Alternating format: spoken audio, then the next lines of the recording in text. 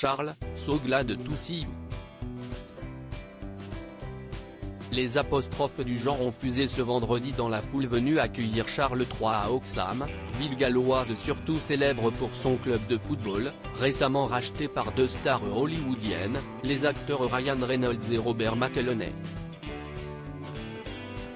Le couple royal a d'ailleurs fait un crochet par le stade, félicitant l'époux de Blake Lively pour son geste, une folle aventure déjà vieille de 2 ans, retracée dans le documentaire Welcome to Wrexham diffusé l'été dernier au Royaume-Uni. Une aubaine aussi pour Oxham dont l'économie a été boostée par ce joli coup de pub. Au bord de la faillite avant la pandémie, le club de football fondé en 1864, appartenait à une association de fans. De quoi motiver Charles III et la reine consort à honorer de leur présence les adeptes du ballon rond. Le monarque et son épouse ont débarqué à l'improviste pendant une séance d'entraînement de l'équipe féminine avant de chaleureusement congratuler Ryan Reynolds et son complice. Les Gallois avaient eux aussi répondu à l'appel ce vendredi pour saluer Charles III et Camilla. Un bain de foule au cours duquel le roi semble avoir été très agacé par le comportement de femmes. « Est-ce qu'on peut la ramener, s'il vous plaît ?» demande le monarque à son service de sécurité dans une vidéo prise sur le vif et relayée par le compte Twitter The Royal Family Channel.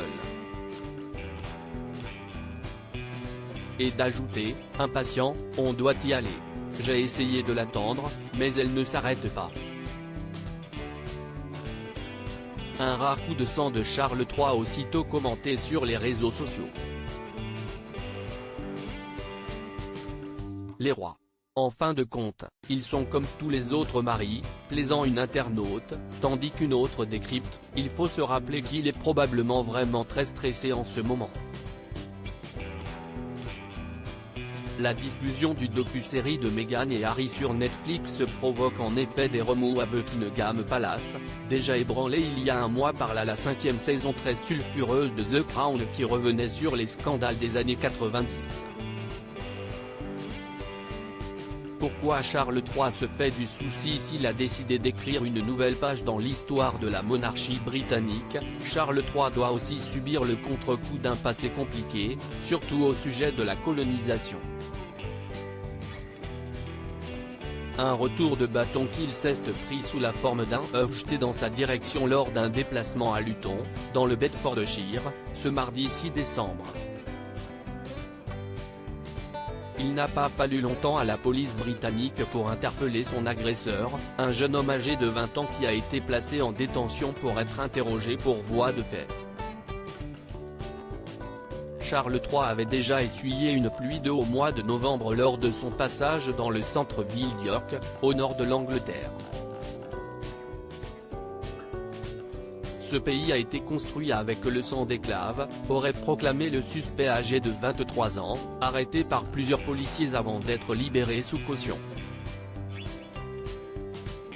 Difficile de taire le passé colonialiste du Royaume-Uni, un spectre qui hante toujours la couronne britannique comme le prouvent les propos jugés racistes d'une proche d'Elizabeth II lors d'une réception organisée par Camilla à Buckingham Palace au sujet de la lutte contre les violences à l'égard des femmes.